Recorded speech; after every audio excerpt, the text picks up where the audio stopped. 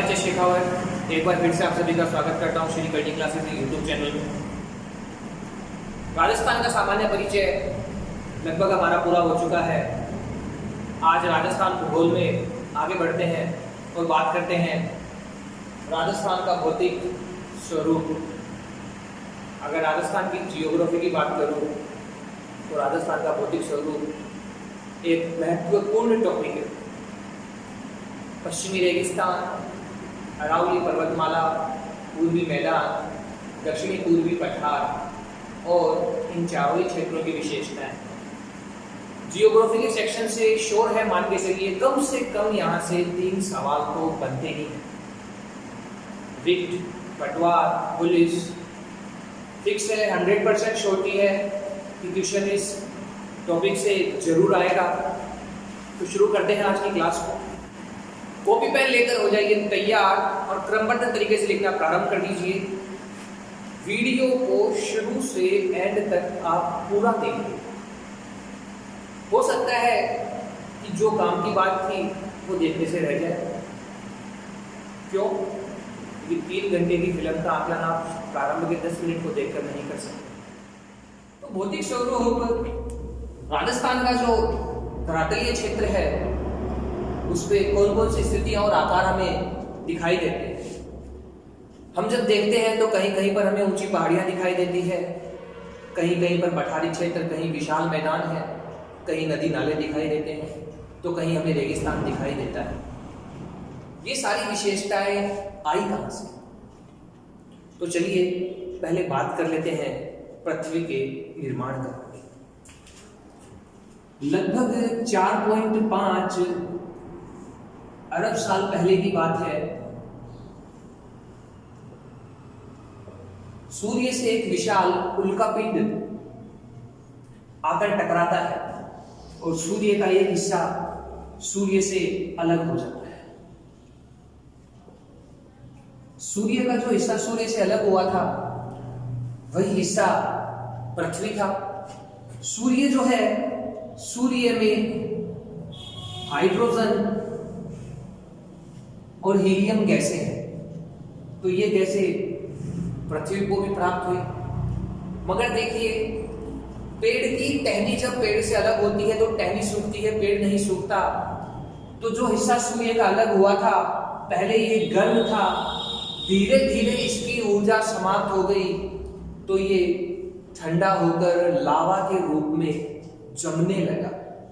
तो हमें प्राप्त हो गया स्थल। जब लावा जम गया तो हमें प्राप्त हो गया स्थल।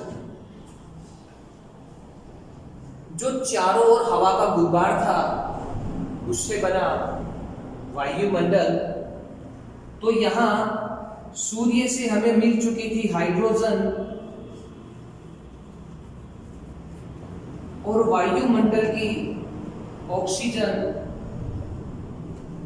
दोनों के सहयोग से बना जल। और धीरे धीरे ये जल वर्षा की बूंदों के रूप में पृथ्वी पर आने लगा। तो स्थल से हमें प्राप्त हो चुका था स्थल मंडल और जल से प्राप्त हो चुका था हमें जल मंडल।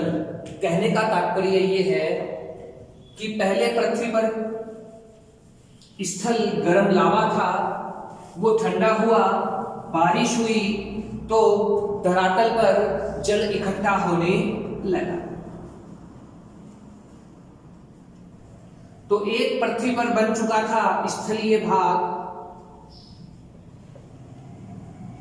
और एक था जलीय भाग। स्थलीय भाग ठोस भाग था। ये बातें हैं प्राग ऐतिहासिक काल की।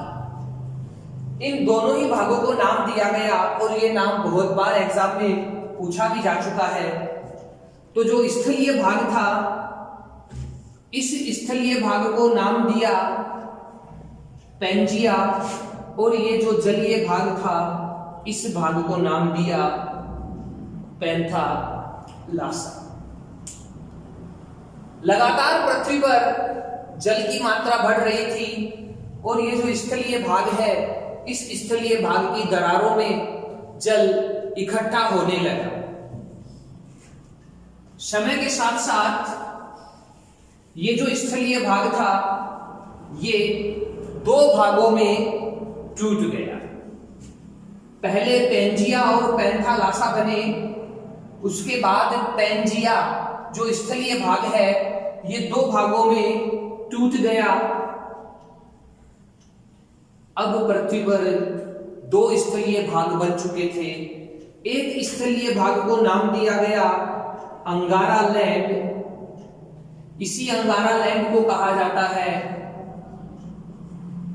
लोरेशिया, और दूसरे स्थलीय भाग को नाम दिया गया गोंडवाना लैंड। इनके चारों तरफ और मध्य में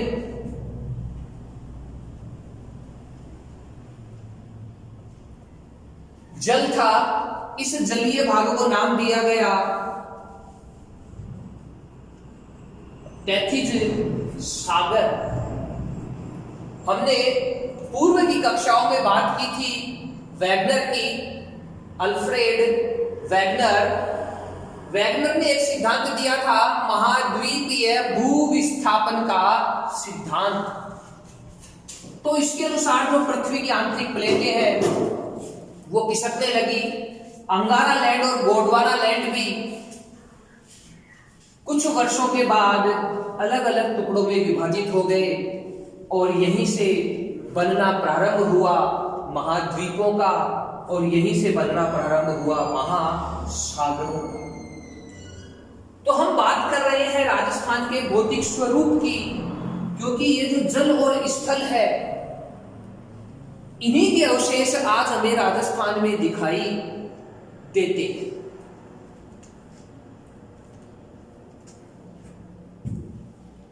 अब देखिए ये जो टेथिज सागर है आज इसके अवशेष के रूप में हमें राजस्थान में दिखाई देता है थार का मरुस्थल। टेथिज सागर सूख गया, इसके अवशेष के रूप में हमें राजस्थान में दिखाई देता है थार का मरुस्थल। थार का जो मरुस्थल है भारत पाकिस्तान में स्थित है। राजस्थान के इस मरुस्थलीय क्षेत्र को नाम दिया गया है पश्चिमी रेगिस्तान। आगे बढ़ते हैं, गोंडवाना लैंड की बात करते हैं। गोंडवाना लैंड स्थलीय भाग था, ठोस चट्टानों से बना हुआ। इसी गोंडवाना लैंड के अवशेष के रूप में हमें राजस्थान में दिखाई देती है अरावली पर्वत माला और दक्षिणी पूर्वी पठार। जो मरुस्थलीय क्षेत्र था ये सूख चुका था। भविष्य में नदियों ने उस धरातलीय क्षेत्र पर उपजाऊ मिट्टी का प्रसार कर दिया और उसी के अवशेष के रूप में आज हमें दिखाई देता है पूर्वी मैदान। यहां से डायरेक्ट सवाल पूछा जाता है कि राजस्थान का कौन सा भौतिक भूभाग किसका अवशेष है। राजस्थान का कौन सा भौतिक भूभाग किसका अवशेष है। तो देखिए जो स्थलीय क्षेत्र था अंगारा लैंड और गोंडवाना लैंड, और जो जलीय भाग था उसे नाम दिया गया था टेथिज सागर। हम साफ साफ देख सकते हैं कि गोंडवाना लैंड से अरावली और दक्षिणी पूर्वी पठार था, टेथिज सागर से पश्चिमी रेगिस्तान और पूर्वी मैदान था। यहां से डायरेक्ट सवाल बनता है कि राजस्थान के भौतिक भूभागों में किसका अवशेष नहीं है या कौन सा स्थलीय क्षेत्र राजस्थान में नहीं पाया जाता, तो वो है अंगारा लैंड। याद रखिएगा राजस्थान में अंगारा लैंड का कोई भी अवशेष नहीं है। किसका अवशेष नहीं है राजस्थान में? अंगारा लैंड का अवशेष नहीं।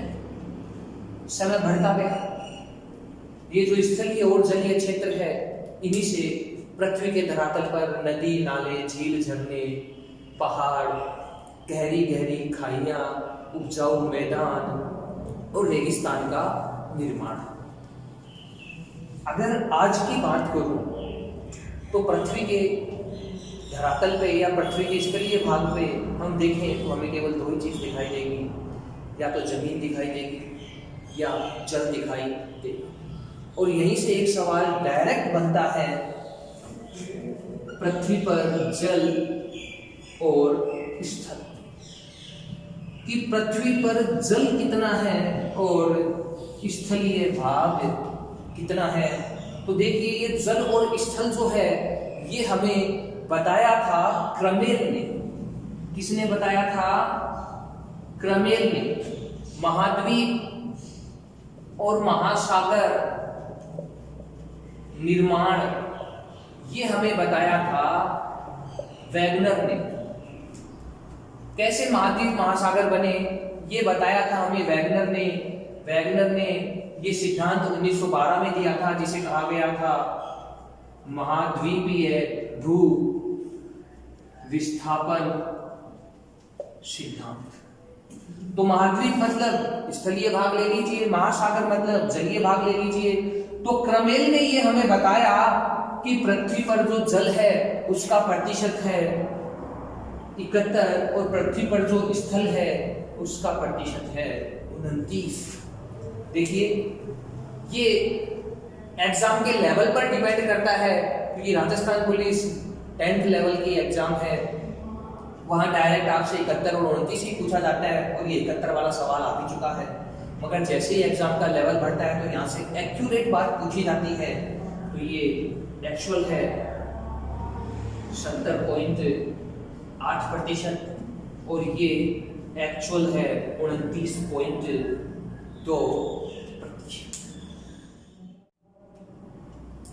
तो बात करते हैं राजस्थान का भौगोलिक विभाजन। अभी हमने देखा कि किस प्रकार से स्थलाकृतियां बनती हैं, नदी नाले झील झरने पहाड़ कैसे बनते हैं। अब हम बात करते हैं पर्टिकुलर हमारे राजस्थान की, कि हमारे राजस्थान को हम कितने भौतिक प्रदेशों में बांट सकते हैं। तो राजस्थान का जो भौगोलिक विभाजन है ये सर्वप्रथम किसके द्वारा किया गया? सर्वप्रथम राजस्थान को भौतिक प्रदेशों में बांटने का जो काम था ये किया वीसी मिश्रा ने। बात है 1966-68।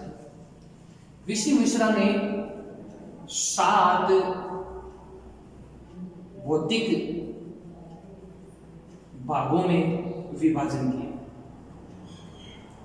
तो राजस्थान का जो भौतिक प्रदेश है, भौगोलिक विभाजन है, सबसे पहले वीसी मिश्रा के द्वारा किया गया था और इन्होंने राजस्थान को बांटा था 7 भागों में। इन्होंने बुक लिखी राजस्थान का भूगोल। अच्छे से याद कर लीजिएगा कि वीसी मिश्रा ने राजस्थान को कितने भौतिक भागों में बांटा। तो इन्होंने बांटा था 7 भौतिक भागों। इसके बाद एस के सेन आते हैं जो राजस्थान को 3 भागों में विभाजित करते हैं।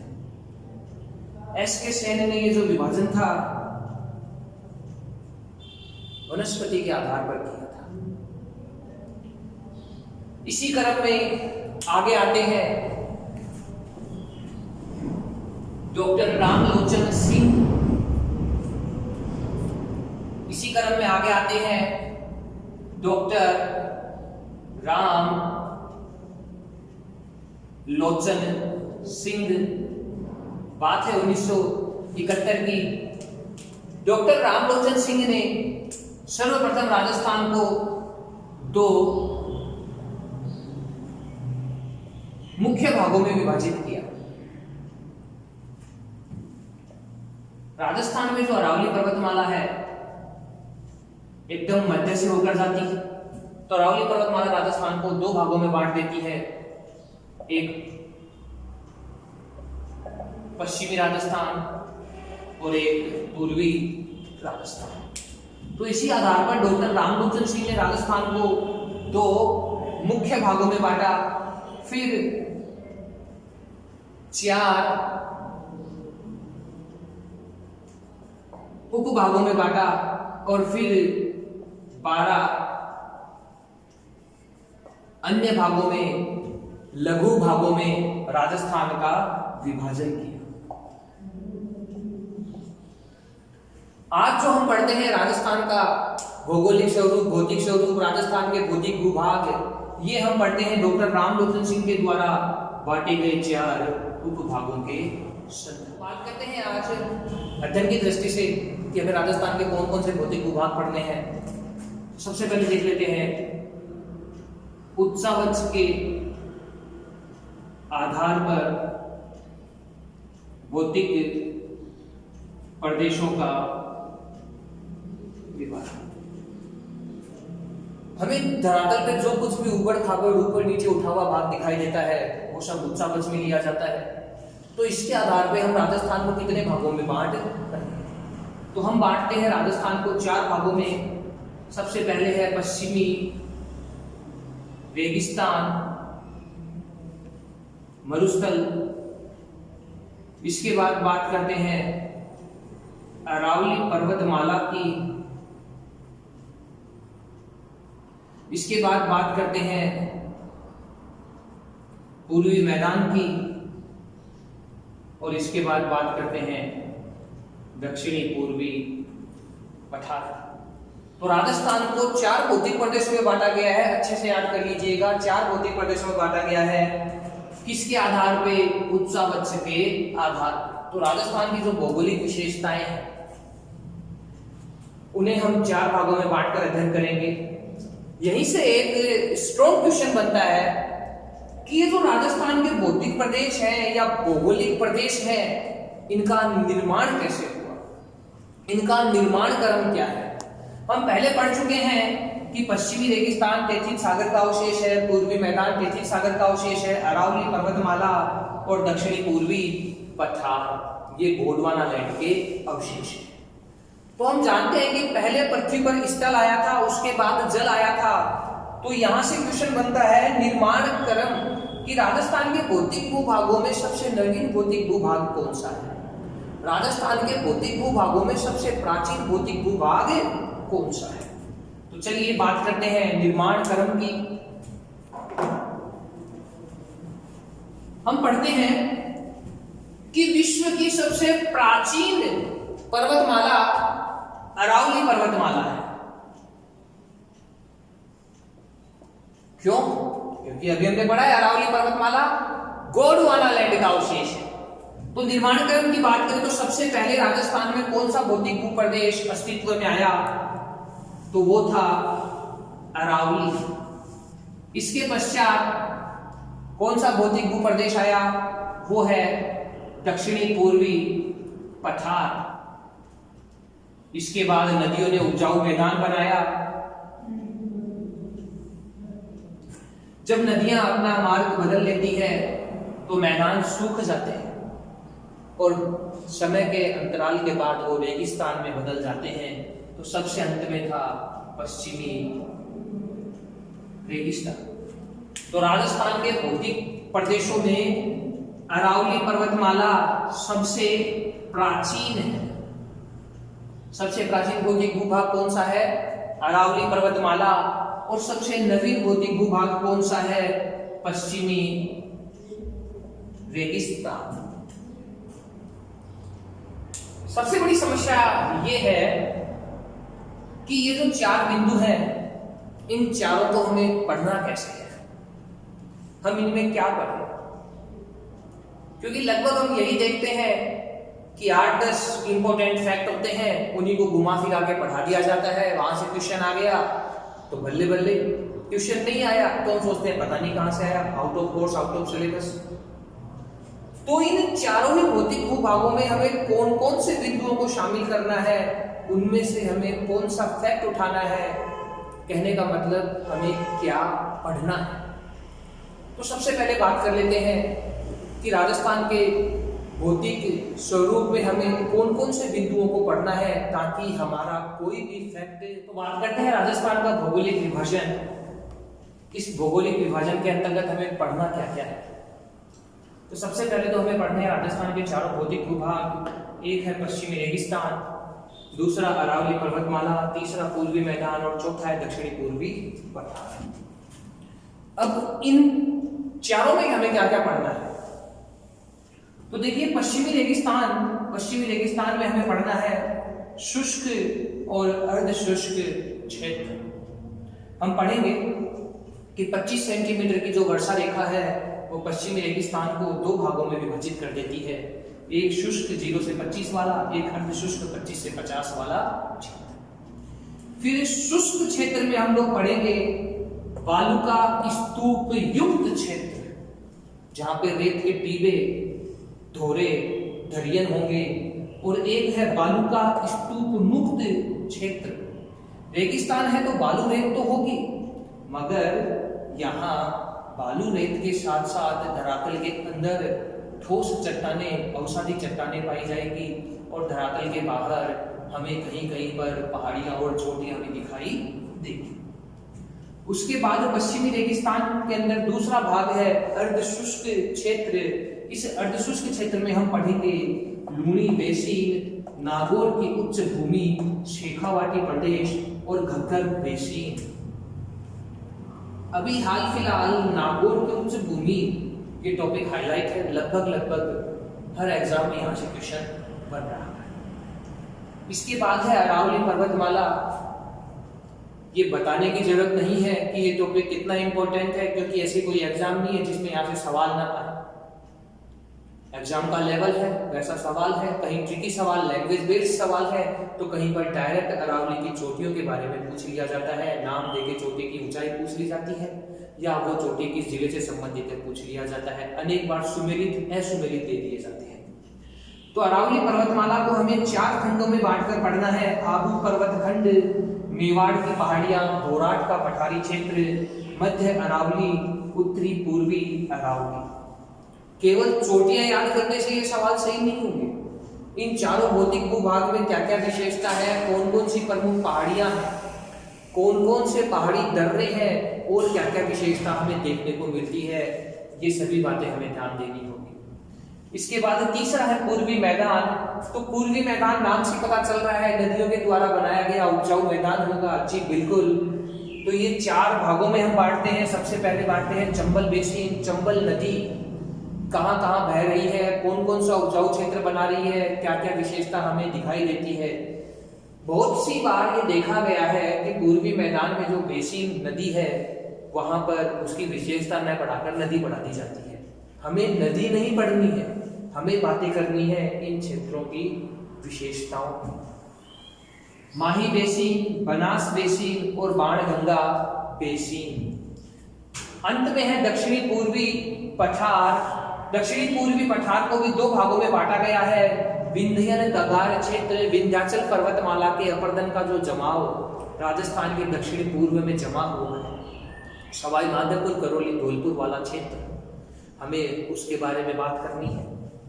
दक्कन का लावा पठार, जो भारत का पठार है जिसे दक्कन का लावा पठार कहते हैं, उसी दक्कन के लावा पठार के अवशेष के रूप में है मालवा का पठार, और उसी मालवा पठार के अवशेष के रूप में है हाड़ौती का पठार। तो दक्षिणी पूर्वी पठार को 2 भागों में बांटकर पढ़ेंगे, विंध्यन गगार भूमि, विंध्यन गगार क्षेत्र, और दक्कन का लावा पठार। आप स्क्रीनशॉट ले लीजिए। तो देखिए भौतिक प्रदेश, कौन कौन सा भौतिक प्रदेश राजस्थान में कितने क्षेत्रफल फैला हुआ है, और राजस्थान की कितने प्रतिशत जनसंख्या वहां निवास करती है, उस क्षेत्र की जलवायु कैसी। रट लीजिएगा, हर एग्जाम में 1 नंबर पक्का है। पटवार और पुलिस और रिट श्योर है कि सवाल आएगा। पश्चिमी रेगिस्तान क्षेत्रफल की अगर बात करूं तो राजस्थान के लगभग 61.11% क्षेत्रफल पर यह फैला हुआ है। तो हम कह सकते हैं क्षेत्रफल की दृष्टि से सबसे बड़ा, क्षेत्रफल की दृष्टि से सबसे बड़ा भौतिक भूभाग कौन सा है? पश्चिमी रेगिस्तान।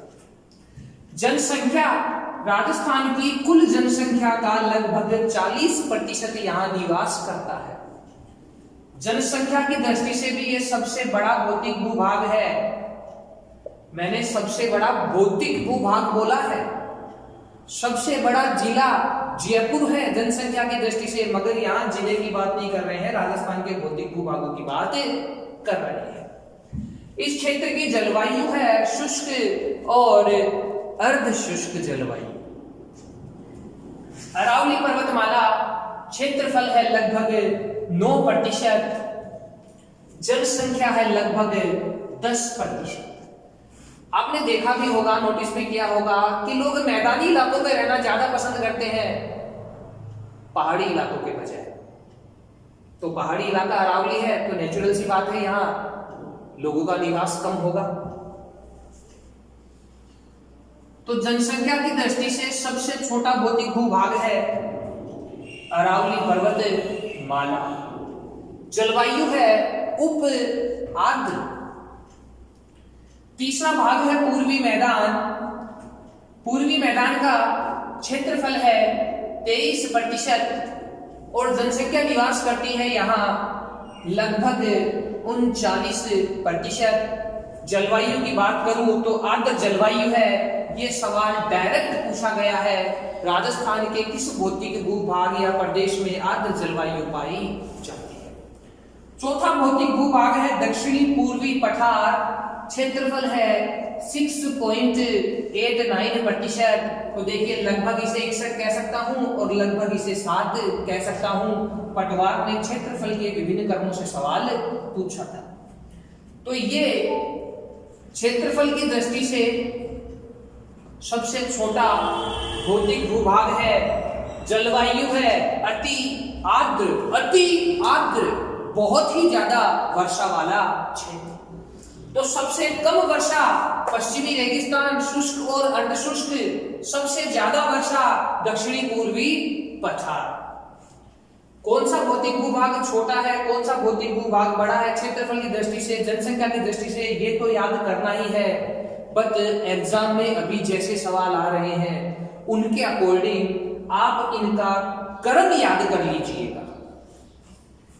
क्षेत्रफल की दृष्टि से, तो क्षेत्रफल की दृष्टि से सबसे बड़ा भौतिक भूभाग है पश्चिमी रेगिस्तान, उसके बाद है पूर्वी मैदान, उसके बाद है अरावली पर्वतमाला और सबसे अंत में आता है दक्षिणी पूर्वी पठार। जनसंख्या की दृष्टि से भौतिक भूभागों का क्रम, तो सबसे ज्यादा जनसंख्या है पश्चिमी रेगिस्तान में, उसके बाद है पूर्वी मैदान में, उसके बाद है दक्षिणी पूर्वी पठार में और सबसे कम जनसंख्या जो है वो निवास करती है अरावली पर्वत माला में। डायरेक्ट वैल्यू, प्रतिशत और क्रम अच्छे से याद कर लीजिएगा। 1 नंबर श्योर है, ये नंबर तो आपका कटना ही नहीं चाहिए। राजस्थान का भौगोलिक विभाजन, यहाँ हम सबसे पहले बात करते हैं पश्चिमी रेतीला प्रदेश, मरुस्थलीय क्षेत्र। स्थिति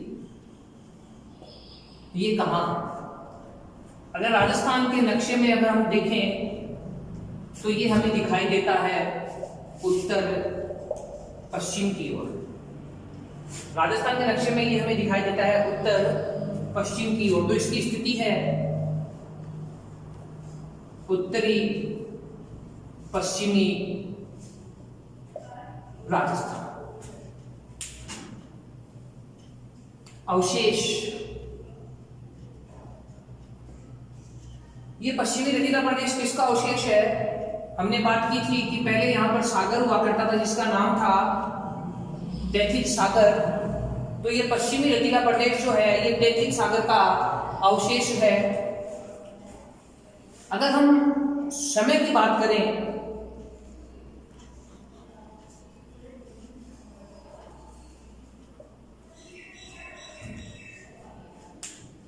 जो प्लीस्टोसीन काल है और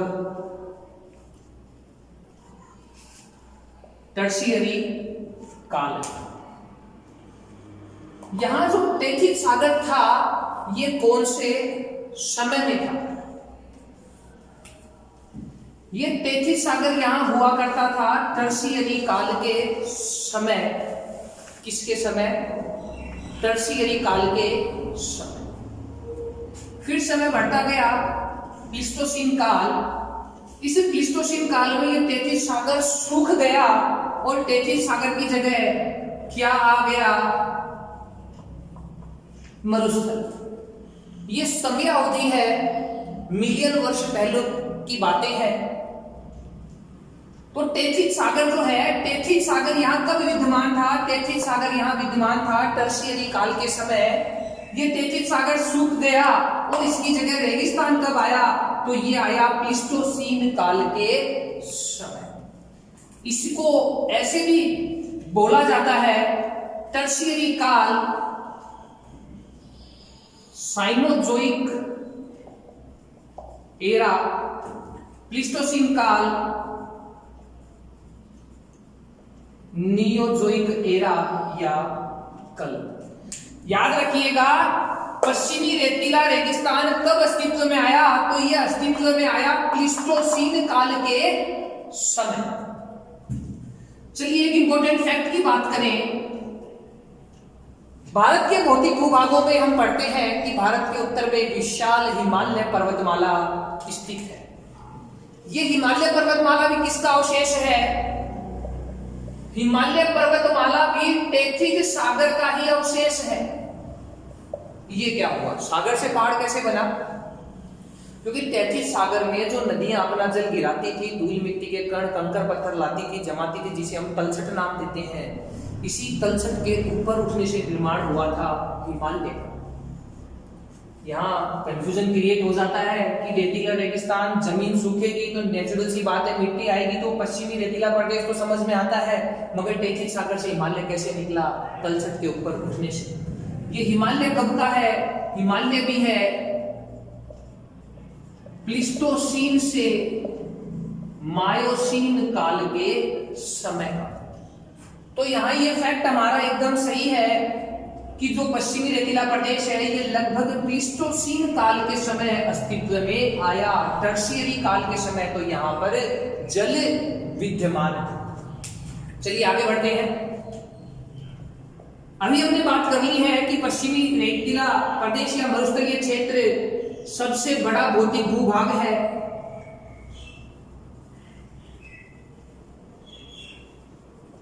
सबसे बड़ा भौतिक भूभाग है। इसी पश्चिमी रेतीले प्रदेश को हम जानते हैं थार के मरुस्थल के नाम से। जो पश्चिमी रेतीला प्रदेश है इसे नाम दिया गया है थार का मरुस्थल, और इसी थार के मरुस्थल को कहा जाता है द ग्रेट इंडियन डेजर्ट। तो पश्चिमी रेतीला प्रदेश को हमें पढ़ना ही है, मगर उससे पहले हमें अच्छे से समझना होगा थार के मरुस्थल को, क्योंकि राजस्थान का जो उत्तरी पश्चिमी रेतीला प्रदेश है ये टेथिस सागर का अवशेष है, मगर ये थार के मरुस्थल का भाग है। तो अभी हमने बात की कि पश्चिमी रेगिस्तान रेतीला प्रदेश जाना जाता है थार के मरुस्थल के नाम से। तो सबसे पहले हम बात कर लेते हैं थार का मरुस्थल। इसे कहते हैं द ग्रेट इंडियन डेजर्ट विस्तार। थार का मरुस्थल कहां फैला हुआ है? तो यह फैला हुआ है भारत और पाकिस्तान के बीच। पाकिस्तान के अंदर यह है सिंध प्रांत और कुछ भाग है इसका पंजाब प्रांत में। भारत में थार का मरुस्थल या मरुस्थलीय क्षेत्र कहां कहां फैला हुआ है? तो यह फैला हुआ है गुजरात, पंजाब, राजस्थान और हरियाणा। पश्चिमी रेगिस्तान राजस्थान में जो मरुस्थलीय क्षेत्र है उसे नाम दिया गया है। भारत और पाकिस्तान में जो मरुस्थलीय क्षेत्र है इसे नाम देते हैं थार का रेगिस्तान। तो ये भारत में गुजरात, पंजाब, राजस्थान और हरियाणा में फैला हुआ है। क्षेत्रफल, इसका जो क्षेत्रफल है वो लगभग 2,33,100 किलोमीटर स्क्वायर है। 2,33,100 किलोमीटर स्क्वायर। विश्व में सबसे बड़ा जो मरुस्थल है वो सहारा का रेगिस्तान है अफ्रीका में। थार के मरुस्थल का कौन सा नंबर है? तो थार का मरुस्थल जो आता है वो आकार के आधार पर विश्व में 17वें नंबर पर आता है। याद रखिएगा कौन से नंबर पर इसका क्रम है? 17वें नंबर पर। क्षेत्रफल आगे बढ़ते हैं, बात कर लेते हैं राजस्थान में। तो थार के मरुस्थल का लगभग 1,75,000 किलोमीटर स्क्वायर जो क्षेत्र है ये राजस्थान में आता है। याद रखिएगा, डायरेक्ट हमसे ये वाला सवाल पूछा जाता है, थार का क्षेत्रफल राजस्थान में है 1,75,000 किलोमीटर स्क्वायर।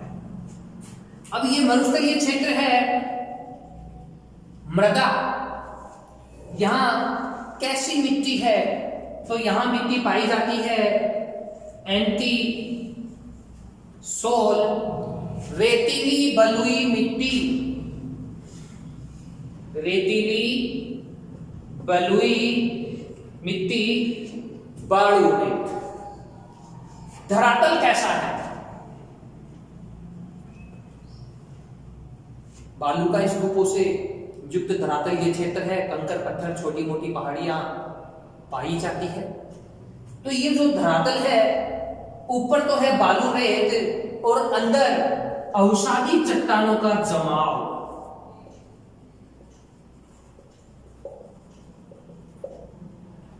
तो इस थार डेजर्ट के धरातल पे पाई जाती है अवसादी चट्टाने। ये जो अवसादी चट्टाने होती हैं, ये अवसादी चट्टाने परतदार होती हैं। अवसादी चट्टाने परतदार होती है। आग्नेय चट्टानों के जमाव से अवसादी का निर्माण होता है। तो ये परत दर परत जमती जाती है।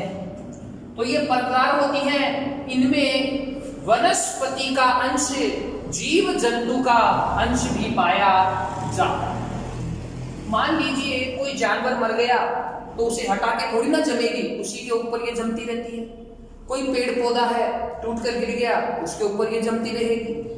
तो ये परतदार होती है। वनस्पति जीव जंतु का अंश इनमें पाया जाता है और इसी वजह से इनके अंदर मिलता है हमें गैप, अंदर खोखली होती है। यही कारण है कि इन अवसादी चट्टानों में हमें मिलता है पानी।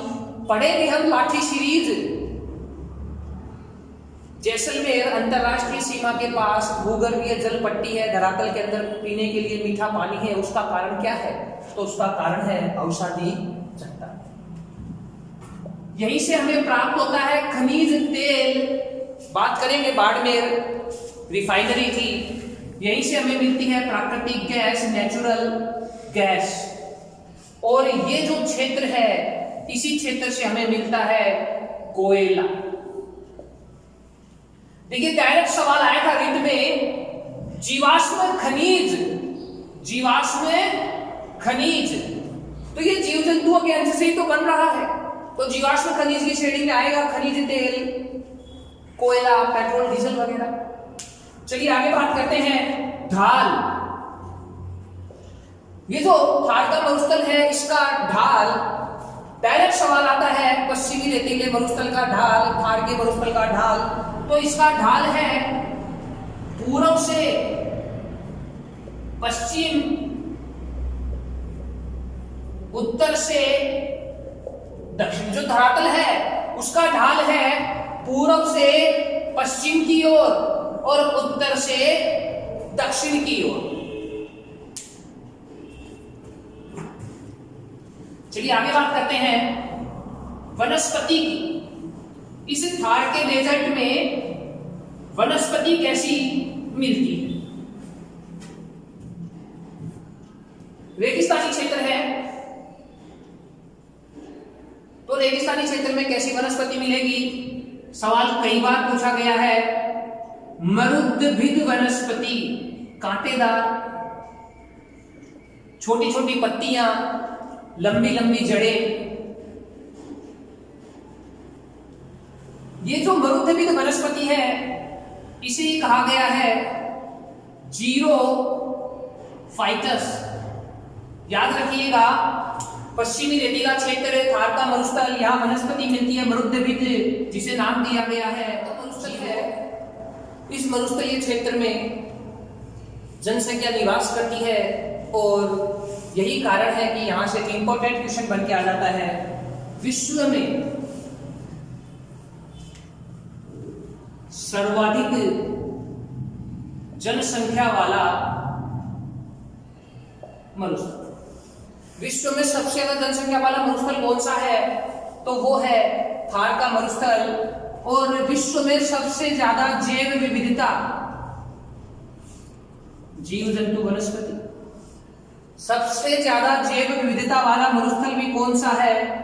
थार का ही मरुस्थल है। और ये सवाल डायरेक्ट पूछा जाता है, विश्व में सबसे ज्यादा जैव विविधता कहाँ पाई जाती है? थार के मरुस्थल में पाई जाती है। कहीं तो ऐसा क्षेत्र है कि जहां वनस्पति का नामो निशान नहीं है, कहीं कहीं पर आपको हरियाली दिखती है। कुछ ऐसे क्षेत्र हैं जहां पर इंसान का नामो निशान नहीं है और कहीं कहीं पर इंसानों की बस्तियां नजर आती है। तो विश्व में सर्वाधिक जनसंख्या वाला थार का मरुस्थल है। विश्व में सबसे ज्यादा जैव विविधता पाई जाती है, ये थार के ही मरुस्थल में पाई जाती है। बात कर रहे थे थार के मरुस्थल की। विश्व का सबसे बड़ा मरुस्थल है सहारा। देखिए हमारे थार का सहारा से क्या कनेक्शन है। पहले एशिया और अफ्रीका दोनों एक हुआ करते थे। महाद्वीपीय भूविस्थापन सिद्धांत, पृथ्वी की आंतरिक प्लेटें खिसकने की वजह से दोनों ही स्तरीय भाग अलग अलग हो गए, मगर दोनों की विशेषताएं तो एक जैसी ही है। तो जो विशेषताएं हमें सहारा में दिखाई देती है, कुछ वैसी विशेषताएं हमें थार में दिखाई देती है। तो सवाल यह है कि थार का मरुस्थल किसका भाग है, या थार के मरुस्थल का अफ्रीका से क्या संबंध है? तो देखिए, अफ्रीका का सहारा अरब देशों का कबीर और पाकिस्तान का मरुस्थलीय क्षेत्र चोलिस्तान, भारत राजस्थान की बात हो तो थार, ये सभी द ग्रेट पैलियो आर्कटिक मरुस्थल के भाग है। तो हमारा जो थार है, ये थार किसका भाग है?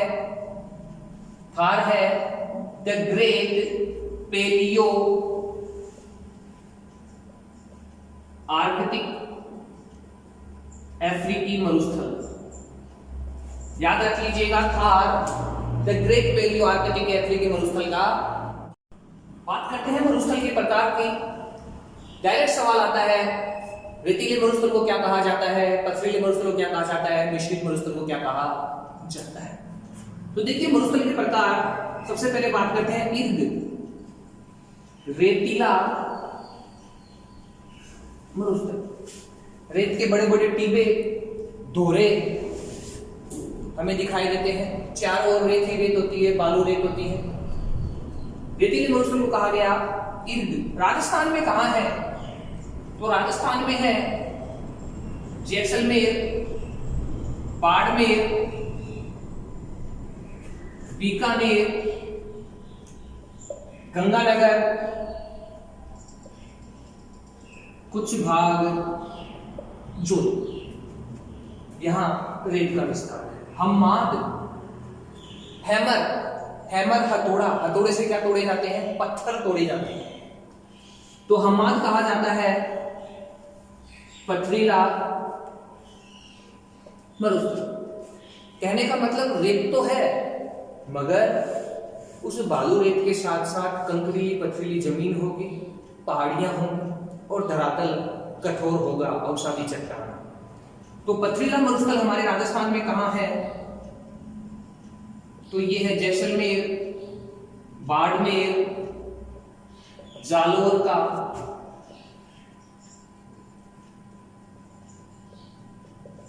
पहाड़ी पथरीला क्षेत्र। रेत, डायरेक्ट सवाल आया था राजस्थान पुलिस की, मिश्रित मरुस्थल क्या कहलाता है? रेत।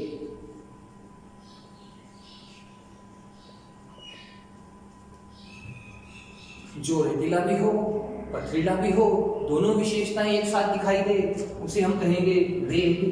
राजस्थान में रेत का विस्तार, तो राजस्थान में रेत मरुस्थल सबसे ज्यादा दिखाई देता है जैसलमेर में। और जैसलमेर में भी कहां है? अच्छे से याद कर लीजिएगा, लोदरवा और रामगढ़। सवाल एक और है, निम्नलिखित में से कौन सा मरुस्थल का प्रकार राजस्थान में देखने को नहीं मिलता? देखिए मरुस्थल का एक प्रकार और है, कहते हैं जिसे श्वेत मरुस्थल। श्वेत सफेद, सफेद है बर्फ, हम कह सकते हैं बर्फीला मरुस्थल। तो राजस्थान तो वैसे ही पानी की कमी से जूझ रहा है, बर्फ कहां से आएगी। ये बर्फीला मरुस्थल जो है, श्वेत मरुस्थल जो है, ये राजस्थान में नहीं दिखाई देता है। वास्तव में ये बर्फीला मरुस्थल या श्वेत मरुस्थल कहाँ है, तो हम कह सकते हैं भारत, और भारत में है लद्दाख। इसी की संज्ञा में अगर विश्व की बात करें तो हम कह सकते हैं अंटार्कटिका। जो अंटार्कटिका है, जिसे महाद्वीप महासागर दोनों में गिना जाता है, वो भी श्वेत मरुस्थल की श्रेणी में आता है। देखिए इसी प्रकार से एक सवाल है लघु मरुस्थल। गुजरात, और गुजरात में है कच्छ का रण। गुजरात में है कच्छ का रण। इस कच्छ के रण को ही कहा गया है लघु मरुस्थल। कच्छ पहले भारत का सबसे बड़ा जिला हुआ करता था क्षेत्रफल की दृष्टि से, अब नहीं है। बार बार बताने के बाद भी कुछ भाई बहनों का कमेंट आता है कि सर सबसे बड़ा कच्छ है। करंट से अपने आप को अपडेट कीजिए, अभी सबसे बड़ा क्या है आप मुझे कमेंट बॉक्स में बताएंगे। चलिए आगे बढ़ते हैं और यहीं से हम बात करते हैं शब्दावली की। देखिए 3 विशेष शब्द हैं, मरु, मेरु और माल। आप अलग अलग अर्थ लगा सकते हैं, मैं समझ सकता हूं आपकी भावनाओं को। मरु, मरु का प्रयोग मरुस्थल, रेत तो रेतीला क्षेत्र, पश्चिमी रेगिस्तान। मेरु सुना होगा आपने, मेरु सुमेरु पर्वत, तो मेरु का प्रयोग किया गया है पर्वत जैसे कि हमारे अरावली। और माल, इसका प्रयोग किया जाता है मैदान के लिए। याद रखिएगा, ऊपर माल का पठार, तो वहां तो वो पठारी क्षेत्र है, मगर ऊपर से तो वो मैदानी क्षेत्र है। माल का प्रयोग किया गया है मैदान के लिए, जैसे कि हमारे राजस्थान में है पूर्व का उपजाऊ मैदान। मेरु पर्वत, अरावली पर्वतमाला। मरु, मरुस्थलीय क्षेत्र, रेतीला क्षेत्र, पश्चिमी रेगिस्तान। आइए अब बात करते हैं राजस्थान के सबसे बड़े भौतिक भूभाग पश्चिमी रेगिस्तान की। पश्चिमी रेगिस्तान जो रेतीला क्षेत्र है, जिसे थार कहा जाता था, थार इंपोर्टेंट था, इसीलिए अभी तक हमने थार की चर्चा की। अब बात करते हैं राजस्थान के पहले भौतिक भूभाग, राजस्थान का पश्चिमी रेगिस्तान। विस्तार, ये राजस्थान में कहां फैला हुआ है, तो थार के रेगिस्तान, पश्चिमी रेगिस्तान, राजस्थान में इसका विस्तार है 12 जिलों में। देखिए कुछ भाग सिरोही का भी आता है। जो थार का रेगिस्तान है, इसमें कुछ भाग सिरोही का भी आता है। सिरोही का कौन सा भाग है? सिरोही का उत्तरी पश्चिमी भाग। तो राजस्थान में थार के रेगिस्तान का विस्तार है 12 जिलों में, और ये जो 12 जिले हैं, इन जिलों को मरुस्थलीय जिला घोषित किया गया है। तो याद रखिएगा, राजस्थान के कितने जिलों को मरुस्थलीय जिला घोषित किया गया है? 12 जिलों को मरुस्थलीय जिला घोषित किया गया है। ये 12 जिले कौन कौन से हैं? तो हम सबसे पहले बात करते हैं बीकानेर संभाग की। उसके बाद में हम बात कर लेते हैं जोधपुर संभाग की, और बात करेंगे शेखावाटी प्रदेश। देखिए 12 जिलों के नाम याद करना थोड़ा डिफिकल्ट होगा, मगर हम संभाग पढ़ चुके हैं, शेखावाटी प्रदेश के बारे में हम बात कर चुके हैं। यहां से याद करना जल्दी और इजी हो जाएगा। बीकानेर संभाग से कौन कौन से हैं? तो बीकानेर संभाग से है हमारे पास बीकानेर, गंगानगर, हनुमानगढ़ और चूरू। तो बीकानेर संभाग से हमने ले लिए हैं 4 जिले। जोधपुर संभाग से है हमारे पास जोधपुर, पाली, बाड़मेर, जैसलमेर और जालोर। शेखावाटी प्रदेश, शेखावाटी प्रदेश हम लोग जानते ही हैं, सीकर, चूरू, झुंझुनू और नागौर को भी शामिल करते हैं, मगर चूरू तो हमने पहले बीकानेर में ले लिया, अब दोबारा इसको गिनेंगे नहीं। तो देखिए 1 2 3 4 5 6 7 8 9 10 11 और 12, ये जो 12 जिले हैं इन्हें पश्चिमी रेतीले क्षेत्र, पश्चिम के रेगिस्तान में शामिल किया गया। पश्चिमी रेतीले क्षेत्र या पश्चिमी रेगिस्तान की राजस्थान में स्थिति तो हम पहले ही बात कर चुके हैं कि राजस्थान में इसकी स्थिति है उत्तर पश्चिम। कमेंट बॉक्स में आप मुझे ये बताएंगे कि उत्तर पश्चिम दिशा को किस नाम से जाना जाता है। प्रारंभिक कक्षाओं में हम बात कर चुके हैं और ऐसे सवाल लगातार बन भी रहे हैं।